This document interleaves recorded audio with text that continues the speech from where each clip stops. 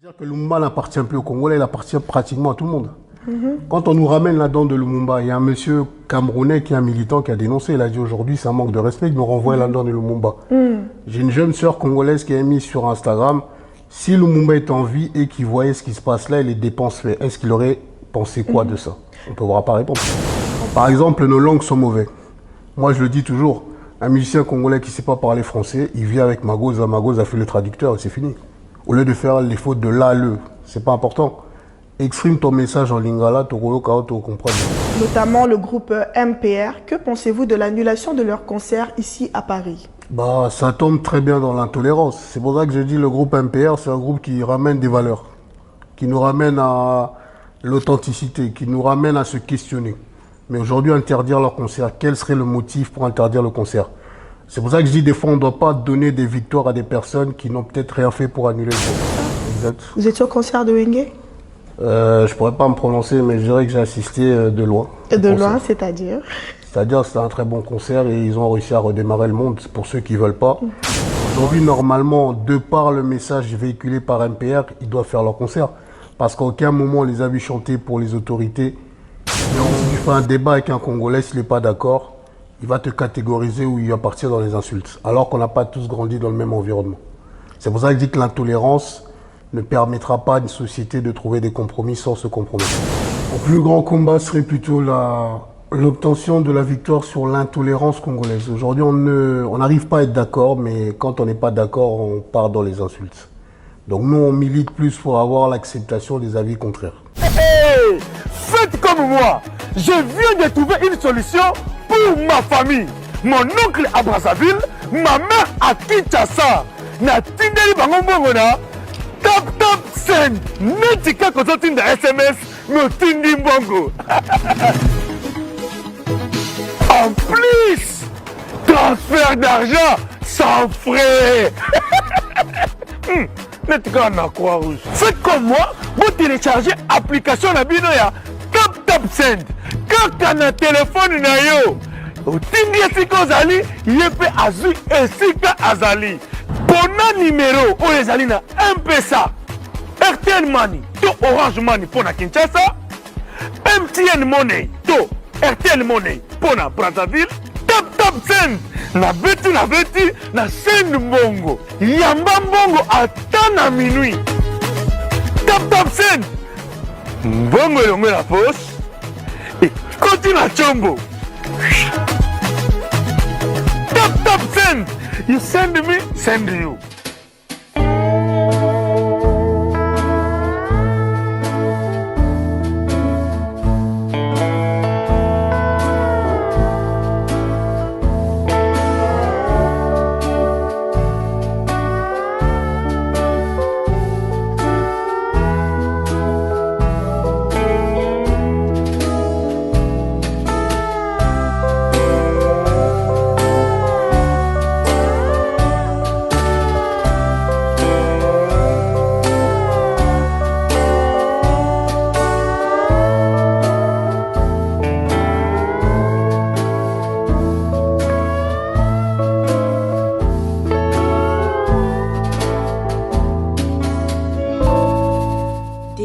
Champagne de luxe, le partenaire pour des bulles de qualité.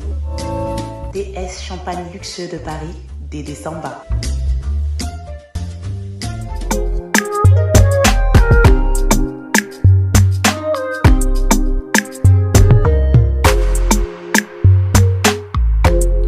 Brainstorming is brought to you by... Il est important de faire table rase du passé et d'écouter la voix de la jeunesse, car tel que nous le savons, elle est même l'avenir d'un pays. Chers tous, bonjour ou bonsoir selon l'heure à laquelle vous allez suivre cette émission et bienvenue dans Brainstorming. Je reçois pour vous un jeune, combatif, activiste, pour la République démocratique du Congo. Tel que vous le savez, il s'agit bel et bien de Magoza Nzungu. Bonjour Magoza Nzungu. Bonjour, bonsoir Lydie. Comment vous allez? Très très bien. Magoza, est-ce que vous pouvez vous présenter en quelques mots pour permettre à ceux qui ne vous connaissent pas encore de vous découvrir? Très rapidement, Magoza Nzungu, né à Kinshasa, grandi à Kinshasa, activiste, assureur et personnalité politique congolaise. Personnalité politique congolaise. Magoza, à ce jour, quel est votre plus grand combat en tant que jeune activiste pour la paix et la justice en République démocratique du Congo? Mon plus grand combat serait plutôt l'obtention de la victoire sur l'intolérance congolaise. Aujourd'hui, on n'arrive pas à être d'accord, mais quand on n'est pas d'accord, on part dans les insultes. Donc nous, on milite plus pour avoir l'acceptation des avis contraires. C'est-à-dire? Parce qu'en fait, on ne peut pas avoir tous le même avis, mais on doit accepter que l'autre pense différemment de nous. Aujourd'hui, si tu fais un débat avec un Congolais, s'il n'est pas d'accord, il va te catégoriser ou il va partir dans les insultes, alors qu'on n'a pas tous grandi dans le même environnement. C'est pour ça que je dis que l'intolérance ne permettra pas à une société de trouver des compromis sans se compromettre. En parlant de l'intolérance, quel est votre avis en voyant un peu la vie des jeunes de la diaspora, ici par exemple à Paris, qui se battent dans des fêtes, dans des événements, qui finissent toujours par des bagarres. Quel est votre avis à ce sujet? Après, je pense que c'est une question de modèle social qu'ils ont vu autour d'eux. S'ils ont vu des anciens faire les mêmes choses, ils vont reproduire. C'est pour ça que je dis, au niveau de la dite communauté congolaise, parce qu'elle n'existe pas, on n'a pas de rôle modèle. Le rôle modèle, c'est la personne qui servira d'exemple et qui va impacter les jeunes dans le bon sens. Quand tu as l'habitude d'aller dans des mariages où tu vois tes vieux se battre, tu auras tendance à reproduire les mêmes choses. C'est pour ça que je dis on a une jeunesse qui est un peu livrée à elle-même et qui essaie de se chercher des modèles et ces modèles sont absents. Ces modèles sont absents, mais nous-mêmes, nous pouvons justement nous créer un idéal type dans la jeunesse.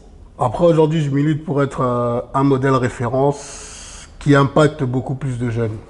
C'est vrai qu'on est nombreux, j'ai beaucoup d'amis qui le font, mais cependant, ils n'osent pas le mettre sur les réseaux pour impacter les jeunes. Ils le font dans leur environnement restreint. C'est pour ça que je dis les modèles existent, mais il faudra maintenant les mettre en avant.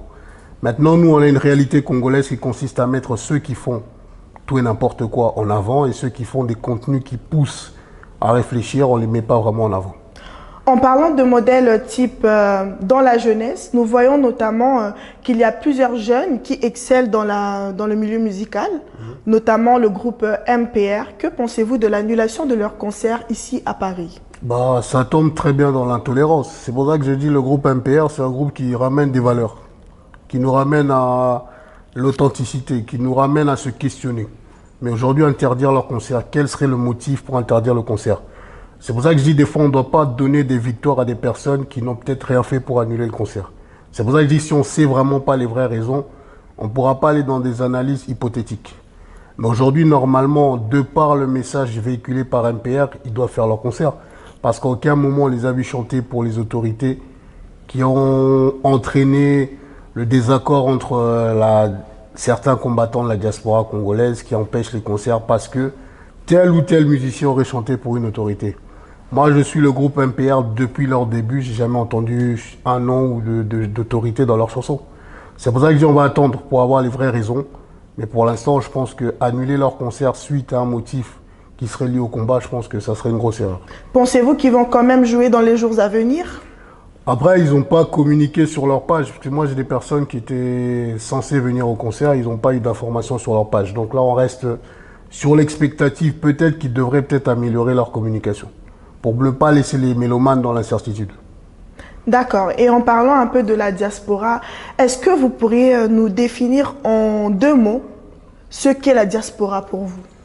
Après, la diaspora, pour moi, c'est un terme péjoratif. C'est pour ça que je dis, en fait, diaspora, c'est dit une communauté qui se retrouve à l'étranger et qui vit, en fait. Sauf que quand un blanc va en Afrique, on ne dit pas que c'est une personne de la diaspora.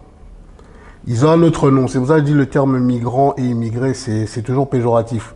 La difficulté, c'est que ce n'est pas nous autres qui définissons les mots. Les mots sont aux blancs et c'est les blancs qui nous définissent. Et comment nous pourrions justement placer les mots, les imposer et les définir à notre manière? Pour le faire, il faudra avoir le contrôle de l'idéologie mondiale. Ce n'est pas nous qui fixons les règles.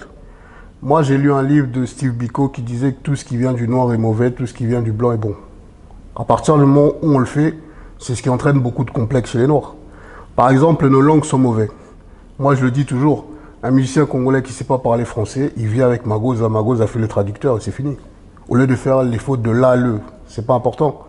Exprime ton message en lingala, tu comprends.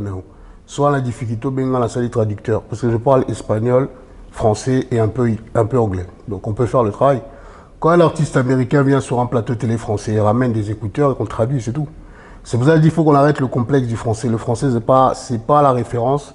C'est pas parce que tu parles français que tu es intelligent. Et de quelle manière pourrions-nous justement imposer notre langue partout où nous allons, notamment le lingala en particulier?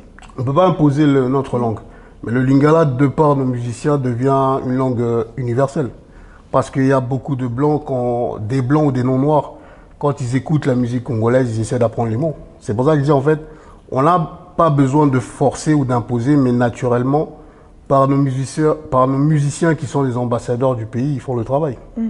C'est pour ça que je dis, on ne peut pas imposer, mais les choses se font naturellement. Par contre, eux, ils imposent leurs règles. Et c'est nous qui subissons les règles. Et selon vous, quel est l'outil important de l'expansion de la culture congolaise, que ce soit à l'étranger ou même dans le pays? Alors, l'outil important pour certains Congolais, ils diront la musique. Moi, je ne pense pas que ce soit la musique. Il faudrait déjà mettre en avant les entrepreneurs congolais. Par exemple, là, je suis habillé en Matchquata. C'est une marque congolaise qui a commencé à Paris, mais qui est implantée au Congo, qui se trouve à Nyangwe. C'est quoi Matchquata? Matchquata, c'est une marque de vêtements qui fait des vêtements de ce type, qui a même fait les vêtements portés par la première dame, qui est FRDC Soutien. C'est Matchquata. C'est un Congolais, mais il y a beaucoup de gens qui ne le savent pas. Il a commencé à Paris. Aujourd'hui, il a une boutique physique à Nyangwe, sur l'avenue Nyangwe, avant d'arriver au saut-mouton de la Saint-Neuf. C'est pour dire que c'est un Congolais qui n'a pas eu forcément besoin de l'État congolais, mais qui a réussi à s'imposer par lui-même. C'est là où je dis, en fait, on peut aussi impacter par l'entrepreneuriat, par des actions culturelles, par exemple, mettre en place des salons qui valorisent nos langues ou nos cuisines congolaises. C'est pas que la musique, mais c'est parce que on a l'absence de rôle modèle, donc on laisse tout au musicien. Le musicien, à la base, il est là pour parler de son art, mais il n'est pas là pour être l'élite congolaise. Quand on demande à des Congolais aujourd'hui quelles sont les élites congolaises, ici des musiciens. Moi, à mon époque, on citait des avocats, des juristes, on citait des professeurs d'université. Aujourd'hui, on va citer un politicien, un joueur de foot ou un musicien. Ça prouve simplement que nos élites sont absentes. Tout à l'heure, vous avez parlé d'MPR. MPR, c'est ma tété qui ramène un message. Quand j'étais petit, c'est Gombe, c'est ma compagne, c'est Limité. Aujourd'hui, c'est ma tété qui nous ramène un message. Ça prouve simplement que où sont nos élites? Soit ils sont corrompus, ou soit ils sont absents du terrain. En parlant un peu d'élite, dans l'intellectualité des choses, on peut voir que sur votre t-shirt, il y a des figures d'héros. Pouvez-vous nous parler de ces personnes? Sur mon t-shirt, j'ai le meilleur pour moi, Patrice Emery Lumumba, qui a donné sa vie pour le Congo, qui aujourd'hui est traité par certains jeunes de revers. Par contre, ceux qui ne savent pas, à côté de lui, il y a Okito et Polo. C'est les oubliés en fait, c'est les deux compagnons qui ont été assassinés avec lui. C'est là où je dis à un moment donné, si on banalise l'histoire, on pensera qu'il n'y avait que Lumumba tout seul. Il était accompagné de deux personnes qui ont été pratiquement reniées de l'histoire congolaise. Aujourd'hui, il y a des avancées pour indemniser les familles. Mais dans l'histoire, quand on parle que de Lumumba, mais il était avec deux compagnons avec qui il a été tué. C'est pour ça que je dis ces gens-là avaient une idéologie qu'on n'a plus aujourd'hui. Aujourd'hui, on est plus dans le culte des personnes. On est plus dans tout ce qu'on appelle le djalelo. Le djalelo, c'est crier pour une personne qui te donne des miettes. Alors que Lumumba avait une idéologie. Aujourd'hui, Lumumba est mort, mais il est immortel. Quand je vais à des conférences où je parle avec des non-congolais, ils me parlent de Lumumba. C'est-à-dire que Lumumba n'appartient plus aux Congolais, il appartient pratiquement à tout le monde. Quand on nous ramène là-dedans de Lumumba, il y a un monsieur camerounais qui est un militant qui a dénoncé. Il a dit aujourd'hui, c'est un manque de respect de nous renvoyer là-dedans de Lumumba. J'ai une jeune sœur congolaise qui a mis sur Instagram, si Lumumba est en vie et qu'il voyait ce qui se passe là et les dépenses faites, est-ce qu'il aurait pensé quoi de ça? On ne pourra pas répondre. On ne pourra pas répondre, mais puisque vous êtes sur notre plateau, on espère quand même avoir quelques réponses. Notamment, précédemment, on a reçu le petit-fils de Patrice Emery Lumumba, Jean-Jacques Lumumba, qui pour lui, enfin pour la famille en tout cas, cette dent est bel et bien de Lumumba. Que pensez-vous? Est-ce que c'est bel et bien la dent de Patrice Emery Lumumba? Après, il est de la famille. Moi, je ne pourrais pas parler des affaires familiales. Je dirais simplement qu'il y a beaucoup de versions. Il y a une version belge qui dit que la dent a été jetée. Et après, une version officielle qui nous dit que c'est sa dent. Si le fils, le petit-fils le dit, je ne vais pas le contredire, je ne suis pas de la famille. Par contre, je trouve qu'on aurait quand même pu faire des tests ADN pour essayer de voir si c'était authentique ou pas. Après, qu'on nous renvoie la dent X temps après, pour moi, c'est un manque de respect pour le personnage qui était Lumumba. Ça, c'est mon avis. Je ne suis pas de la famille. Si la famille dit que c'est réel, moi, je ne vais pas aller contre la famille. Mais pour nous, pour l'histoire du Congo, c'est un manque de respect qu'on nous renvoie ça X temps après. Et qu'on nous dise qu'ils ne savent pas où se trouve le corps. On connaît bien l'histoire, on a vu le film qui relate les faits réels. On sait comment Lumumba est mort.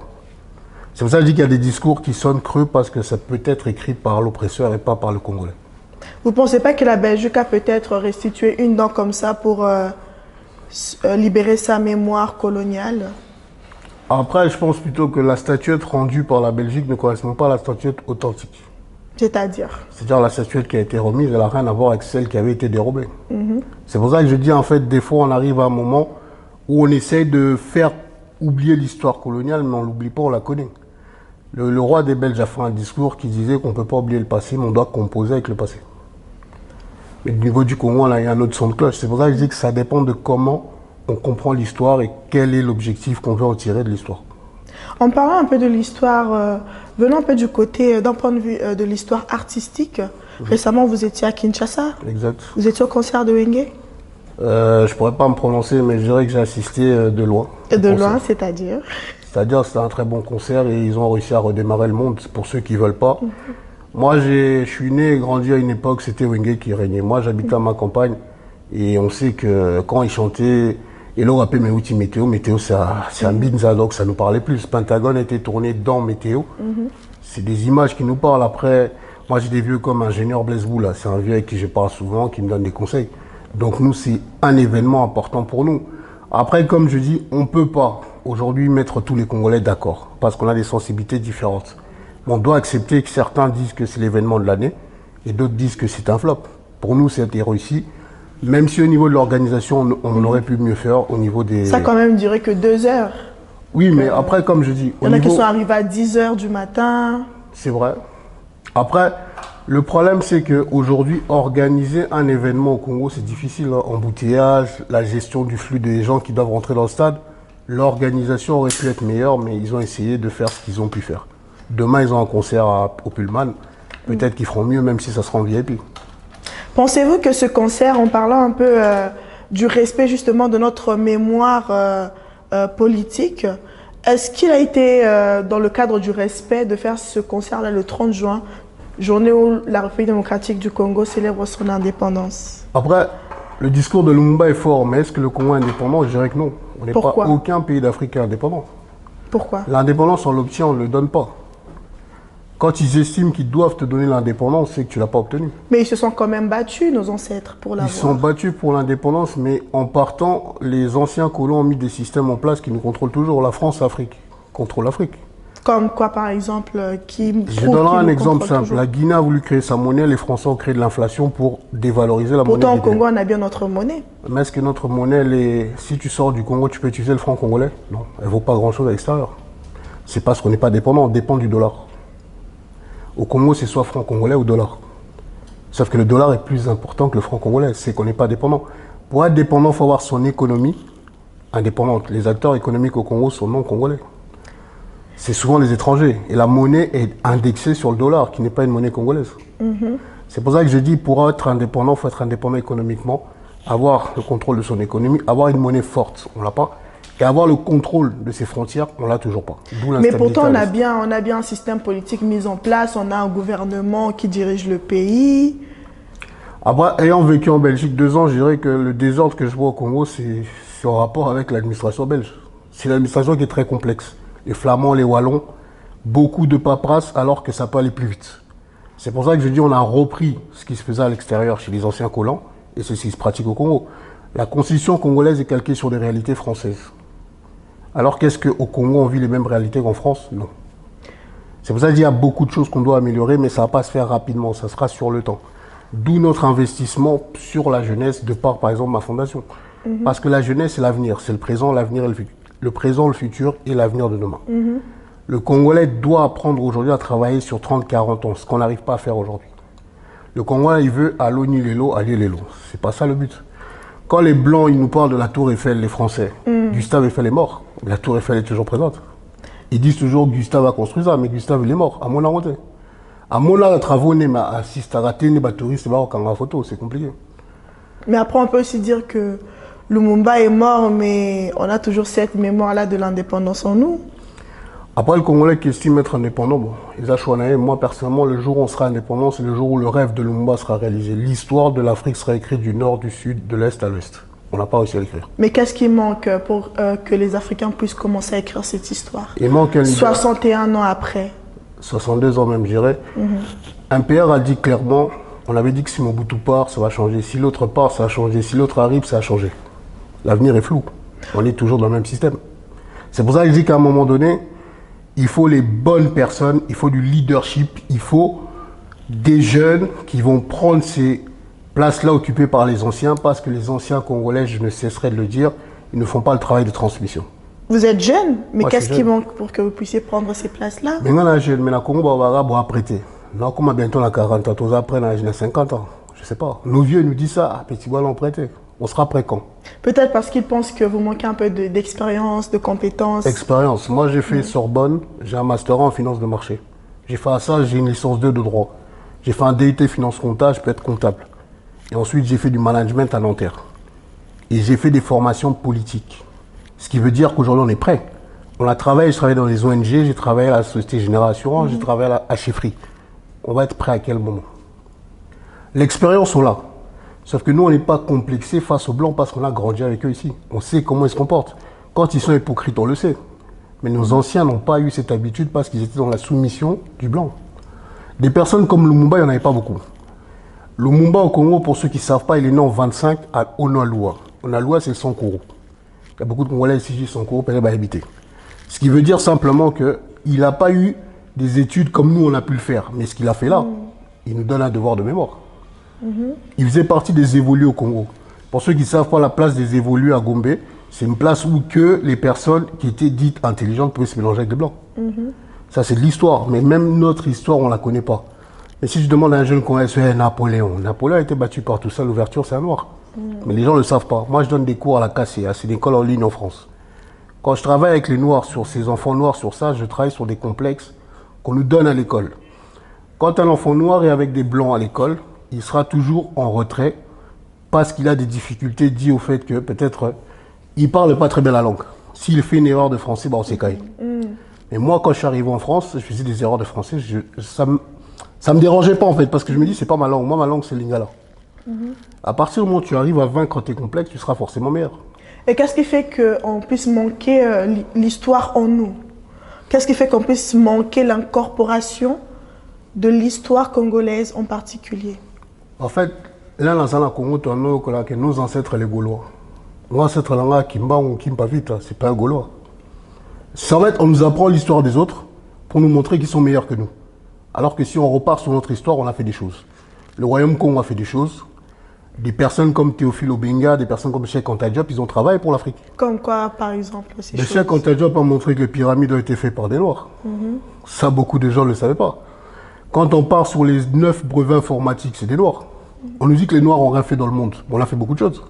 Maintenant, ces gens-là ont démontré qu'on a fait ça. Mais une fois qu'ils ont démontré, c'est maintenant à nous, aujourd'hui, dans 2022, de créer un nouveau écosystème pour essayer de continuer leurs travaux. Si on t'apprend ça au Congo, ça change ta réalité. Par exemple, si on t'apprend, tu es au Congo, on t'apprend le Mont Blanc.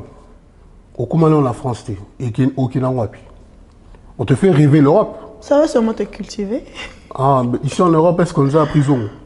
Les chutes, est-ce qu'on nous a appris Kilimanjaro? Oui, Kilimanjaro, on l'apprend. Mais qu'est-ce qui manque pour que les Africains, vous puissiez apprendre cela aux étrangers? L'Africain, on apprend l'étranger, c'est un autre débat. On doit déjà apprendre notre histoire, avoir la maîtrise de notre histoire. Moi, j'ai grandi ici en Europe. Sur Tuni Batumwindu, histoire à Minde les connaît. Si tu demandes l'histoire des Nord, bah éviter. C'est compliqué. On doit connaître notre histoire pour savoir d'où on vient et où on va. Maintenant, au niveau de l'Afrique, si tu veux changer le système scolaire, beaucoup en opposition parce que ça va entraîner beaucoup de Noirs éveillés et ça pose problème. Mais la réalité, c'est que par exemple, au Congo, 80% de la population a 25 ans. C'est que des jeunes. Ça signifie quoi pour vous? C'est-à-dire que l'avenir de ce pays-là reposera sur les jeunes. Les anciens, on ne peut plus compter sur eux puisque la majorité de la population est jeune. Maintenant, les anciens doivent faire le devoir de transmission. De transmettre leur savoir parce qu'ils ont vu, ils connaissent beaucoup de choses. Mais maintenant, la question, c'est est-ce qu'ils sont prêts à céder le relais? Je ne pense pas. D'accord. Mais en même temps, on peut voir que la jeunesse est quand même active, hein. Comme vous, par exemple, qui venez de créer votre fondation Nzungu. Vous pouvez un peu nous parler, en bref, de cette fondation Nzungu? Avec la fondation, je l'ai plus créée en 2021 pour rendre hommage à mon père qui était policier congolais. Il s'appelait Zunguluta Di Raphaël. Il a été plusieurs fois ministre, il a été ministre de l'Agriculture, Budget et d'autres. Et ensuite directeur de cabinet du Congo central. Quand j'étais petit, il m'a transmis des valeurs d'entraide et de solidarité. Donc j'essaie de continuer à faire ça parce qu'aujourd'hui, au Congo, on n'a pas de classe moyenne. C'est soit tu es très riche, soit tu es très pauvre. Mais en Europe, tout ça, un lycée Bossangani. On se mélange tous. Et c'est quand on rentre au Congo, tu vas dire, fier là de maner à Outapi. Enfin, la Maleka. Sur la qualité de Jibala, n'importe là, tu nous fais d'Arabe ici de Maleka, c'est pas possible. Mais c'est des réalités qu'aujourd'hui on comprend avec l'âge. Maintenant en Europe, si on arrive à se mélanger, pourquoi au Congo on n'arrive pas? Si tu es en Europe, tu rentres au Congo, tu verras que les gens qui ont une situation au Congo au Kimao. Il va te dire toujours, ouais, tout le monde a X temps, mais il n'a pas le temps. Parce qu'ils ne veulent pas te faire rentrer dans leur cercle. C'est pour ça que je dis, nous, on travaille pour briser ça, en fait. Parce que si on se mélange ici, on peut se mélanger au Congo. Sauf si tu ne viens pas pour ternir l'image ou les amis de l'autre. Maintenant, la question, c'est comment changer ça? C'est parce qu'aujourd'hui, on doit travailler sur le savoir-être. On peut ne pas être d'accord. Par exemple, moi, j'ai des amis qui ont été combattants. J'ai jamais été combattant. J'ai toujours fait des débats avec eux, mais à un moment, ça tourne toujours aux menaces, aux violences. Je me dis, en fait, comment on peut se réunir pour le divertissement, mais quand ça devient sur des questions politiques et comme une menace, parce qu'on est intolérant. Aujourd'hui, en France, on a la gauche, on a la droite. Des fois, ils vont s'embrouiller sur le plateau télé, mais souvent, ils étudient ensemble, donc ils se parlent en coulisses. Mais chez les Congolais, comme un ennemi, alors que normalement, on a un seul pays, et ce pays-là va rester, nous, on va partir. Donc, qu'est-ce qu'on doit faire pour ce pays? On doit travailler main dans la main pour l'intérêt général. Quel est le résultat escompté pour votre fondation? La fondation, on agit dans 4 domaines. On agit dans le mentorat. Mentorat, distribution des denrées alimentaires, sensibilisation à l'éducation civique et morale et sensibilisation aux enjeux politiques. Les Congolais fuient la politique alors que chaque action de la vie, c'est une action politique. Si tu décides d'aller acheter ton pain à Gombe au lieu d'aller acheter à Bandal, c'est un choix politique que tu fais. Moi, quand je suis au Congo, je m'efforce de manger dans des business congolais. Parce que je me dis que si je fais rentrer de l'argent dans un business congolais, il va prospérer. Et s'il embauche des Congolais, il crée de l'emploi et c'est le Congo qui gagne. Mais si moi je viens, je dépense chez les non-congolais, je ne participe pas au développement de mon pays. C'est pour ça que je dis, par exemple, il y a des gens qui vont te dire, moi j'investis dans le Congo, ça là. La somme voiture en Allemagne, la teki en Congo, la Zumbo, on est dépensé en la poteau. Mais tu pilles ton pays. Tu ne permets pas à ton pays de se développer. Mais si tu achètes des voitures, tu les vends au Congo, tu crées des emplois au Congo, tu participes à l'essor de ton pays. Maintenant, avec la fondation, le mentorat, c'est pouvoir prendre en charge les frais de scolarité des enfants qui viennent d'avoir l'examen d'État pour la suite, un jour ou dans 30 ans, dire qu'on a sorti 5 DG des entreprises congolaises, ou un futur député, ou voire même un président de la République qui vient à la fondation Zoom, ça serait pour moi une fierté, même à 80, 50 ans, sauf ancêtre va prêter ma vie. Et comment les autres jeunes de la diaspora pourront suivre votre exemple et faire à peu près la même chose? Alors moi, je ne veux pas faire l'unanimité, tu vois, parce que personne ne fait l'unanimité. Moi, je pars du principe que si je fais une émission, je donne un message, si ça te touche, tu vas passer à l'action. Et si ça ne te touche pas, tu vas continuer à dire, allez, la bouilla, bon. Parce qu'on a un problème aussi chez nous, c'est que le Congolais, bouilla, on tout bien. Même si tu fais des actions au bouilla, parce que tout ça, là, qui bon aille. Maintenant, la question, c'est si je dis quelque chose, ça te touche, si tu te remets en question, tu décides de passer à l'action, tant mieux.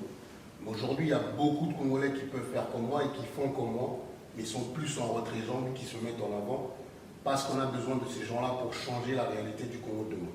Et quelle est la manière efficace, idéale pour s'y prendre? Déjà, idéal, il faut la cible. La cible, elle doit être jeune. Parce qu'au Congo, par exemple, si on prend par exemple Kini, parce que Luchi, Kinshasa, Goma, ils ont d'autres mentalités différentes. Les gens qui viennent en province, quand ils sont à Kinshasa, sont plus débrouillards que le Kino. Le Kino, il sait qu'il était quand même un prêtre. Mais quelqu'un qui vient du village ou de la province, il ne va pas avoir ces gènes-là. Il va se battre pour gagner quelque chose. Maintenant, la question, c'est si on travaille sur les jeunes, comme ils ne sont pas encore arrivés au stade de la néontologie, ils vont essayer de faire les choses parce qu'ils vont suivre le modèle. J'ai fait une intervention dans une école à Nouvelle-Île où quand j'étais avec les enfants de primaire, ils posaient plus de questions. Plus tard, tu veux devenir quoi? Est-ce qu'aujourd'hui tu fais quoi? Je leur disais, je suis assureur à la Société Générale. Et qu'avant, j'ai fait ça comme étude. Je suis arrivé là parce que, en cherchant du travail, je n'ai pas réussi, mais j'ai trouvé un travail dans les assurances. Mais quand on allait en secondaire, ils ne posaient pas de questions, ils boudaient. En fait, c'est aussi l'âge. Ils arrivent à un âge où ils se disent, bah, on va aussi retrouver dans l'excellence, bah, ça la ligne. Alors que nous, on a étudié dans cette école, on vient juste vous donner une expérience que nous, on a vécu à l'extérieur. C'est parce qu'ils sont déjà dans la nosologie, ils savent tout. Ils pensent qu'on ne peut pas leur apprendre. C'est pour ça que je dis, moi, ma cible, c'est les moins de 16 ans. les plus de 16 ans et que la fondation va leur apporter autre chose, mais on ne va pas vraiment insister sur le changement de mentalité avec eux. Et quelles sont les réalités que vous avez vues lorsque vous étiez à Kinshasa? La réalité, c'est que la population elle est vraiment en souffrance. Les gens ils souffrent. Moi, je prends l'exemple de quand on est souvent à Kin avec des amis, des fois le matin, on ne prend pas de petit-déj. Mais pour les personnes qui nous côtoient par exemple chauffeur ou les femmes qui travaillent à la maison, pour eux, le petit-déj, c'est quelque chose d'important pour eux. Mais pour nous, des fois, on va analyser parce qu'on n'est plus dans cette réalité-là de dire, ok, je dois me préoccuper. Moi, je sais qu'une fois, j'ai fait des courses avec mon chauffeur pratiquement toute la journée, vers midi et 6 mois. Boss, la main, ça nous a averti. Mais j'avais oublié que je n'ai pas mangé. Du coup, il m'a ramené vers un endroit où je mangeais en ville. Il a fait exprès de passer là, il m'a dit, allez, l'eau, continue à thé. En fait, il m'a rappelé que tu dois manger. Parce qu'il sentait qu'avec le soleil, je commençais un peu à partir. Mais lui, cette réalité-là, par exemple, je lui dis, on va manger ensemble là-bas. Il m'a dit, ah, il a trop cher. Moi, non plus, là, t'as le malais, ouais. Et puis maintenant, il y a plusieurs passés. Tu manges aussi le malais? Non, je ne mange pas le malais, mais je suis allé manger à Capella. On roule à Capella, puis à 3000. Toi, je ne sais pas si tu peux y aller jusqu'à Capella. Ici, c'est moi qui pose les questions. Quel est ton chanteur préféré, ton artiste préféré congolais? Moi, je suis génération Wingé, je vais toujours Papa Chéri, toujours. Toujours. Ouais. Pourquoi que lui? Pourtant, ils sont nombreux. Parce qu'il a fait. Non, dans Wingé, il y a Papa Chéri, il y a Ingénieur Blaise. Après, il y avait Afandé. Depuis là, il y a aussi mon premier Toutou Kaouji. Et après, il y avait des animateurs comme Bill, tu vois. Bill et Célo. En fait, c'est génération Wingé, mais Papa Chéri, c'est parce que. Moi, quand j'écoute 48 heures, Jeannette, La Rose Verte, c'est des chansons qui me parlent. Chante l'une de ces chansons que tu aimes beaucoup. Bon, chantons la bébé là. Jeannette, Bombolé, Kayo. Mais à Kata partir là-bas, c'est vraiment privé. C'est pour ça que je dis, parti-moi à Souga. Mais il faut continuer, pourquoi tu t'arrêtes là? Non, ça dépend. Après, il y a des chansons comme. Nakena Jardin, Namoni ou Elonye Kokana. Ça, c'est la rivalité au Nier. C'est des époques que nous on a connues. Eh, Willy Wagé, l'on rappelle mes outils météo. C'est des chansons avec lesquelles on a grandi, tu vois. C'est pour ça que je dirais Wenge. Mais après, aujourd'hui, il y a des jeunes artistes qui arrivent. Par exemple, MPR, c'est un groupe que j'apprécie beaucoup. Après, il y a des Gaze, il y a des Inos. Il y a tous ces jeunes-là qui, pour moi, ils partent de rien. Mais aujourd'hui, ils essaient de créer quelque chose pour survivre. Donc, on doit essayer de leur donner de la force. Chante-nous encore un petit extrait de ces jeunes-là, la chanson que tu aimes le plus. De Gaze.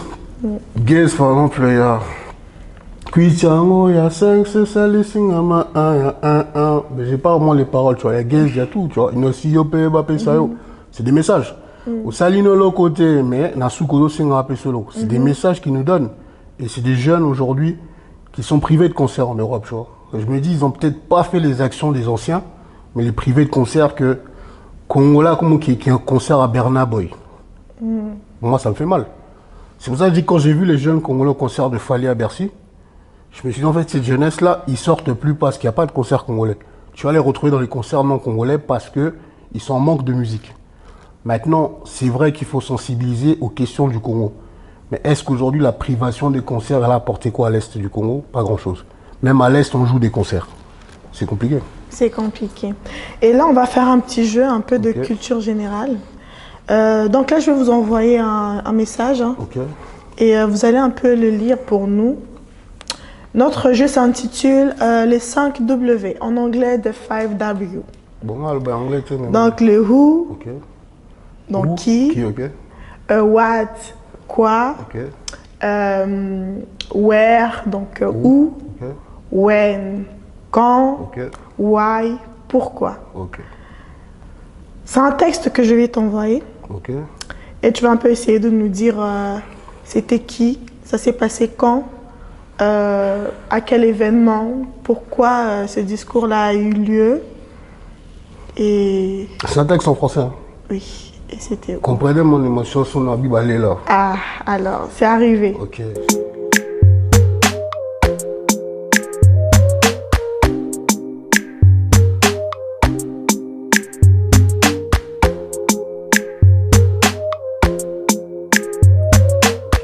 J'ai reçu. À vous tous, mes amis, qui avez lutté sans relâche à nos côtés, je vous demande de faire de ce 30 juin une date illustre que vous garderez ineffaçablement gravée dans vos cœurs, une date dont vous enregistrerez avec fierté la signification à vos enfants, pour que ceux-ci, à leur tour, fassent connaître à leurs fils et à leurs petits-fils l'histoire glorieuse de notre lutte pour la liberté. Car cette indépendance du Congo, si elle est proclamée aujourd'hui dans l'attente avec la Belgique, pays ami, avec qui nous traitons d'égal à égal, nul Congolais digne de ce nom ne pourra jamais oublier cependant que c'est par la lutte qu'elle a été conquise, une lutte de tous les jours, une lutte ardente et idéaliste, une lutte dans laquelle nous avons ménagé ni force, ni nos privations, ni nos souffrances, ni notre sang. Nous avons connu les souffrances atroces des relégués pour opinions politiques ou croyances religieuses, exilés dans leur propre patrie. Leur sort était vraiment pire que la mort même. Nous avons connu qu'il y avait dans des villes maisons magnifiques pour les blancs et des paillotes croulantes pour les noirs. Qu'un noir n'était admis ni dans les cinémas, ni dans les restaurants, ni dans les magasins dits européens. Qu'un noir voyageait à même la coque des péniches, au pied du blanc dans sa cabine de luxe. Qui oubliera enfin les fusillades où périrent tant de nos frères, où les cachots furent brutalement jetés ceux qui ne voulaient pas se soumettre au régime d'injustice.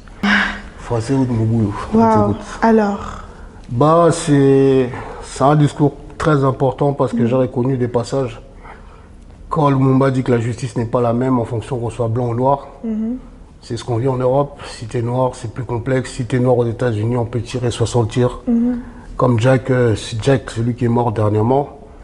Après, c'est un discours de Lumumba, prononcé le 30 juin 60 au Palais de la Nation à Léopoldville, ex-Kinshasa. d'accord. Après, maintenant, la dernière question, c'était bon, où j'ai répondu, qui j'ai répondu. Pourquoi? Pourquoi? Parce que Lumumba, en 58, il avait créé le mouvement nationaliste congolais.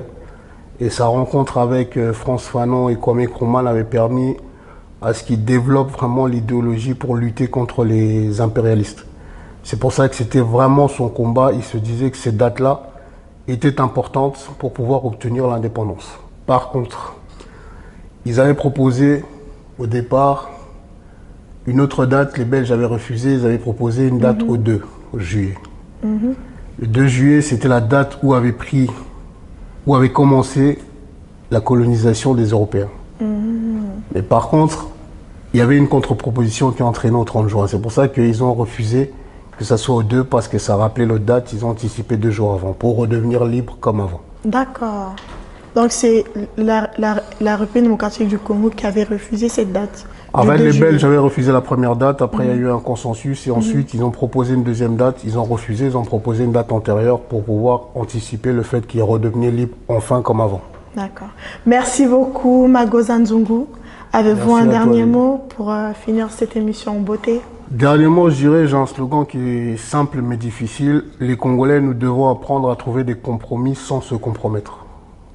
C'est difficile parce que, par exemple, dans le Congo, soit Pessio, mot on a valeur, nous, très souvent, je n'ai pas réfléchi à la souté pour nous. Alors que les valeurs sont très importantes parce que ça te permet d'avoir une vie en ordre. C'est mon dernier mot de la fin, en tout cas. Merci beaucoup à vous d'avoir accepté notre émission et d'être passé sur ce plateau. Merci à toi, en tout cas, pour l'invitation. Et ça fait toujours plaisir de passer un message à la jeunesse congolaise. Le plaisir est partagé. Chers tous, c'était donc Lydie Bompaka Aka Joyce qui a reçu pour vous Magoza Nzungu pour la culture, l'intellect, mais aussi pour le développement de notre culture congolaise. Eh bien, le rendez-vous est pris très prochainement. Restez branchés, abonnez-vous à notre chaîne YouTube si cela n'est pas encore fait. Et je vous dis à très bientôt. Prenez bien soin de vous et surtout, ne l'oubliez pas, we're sticked together.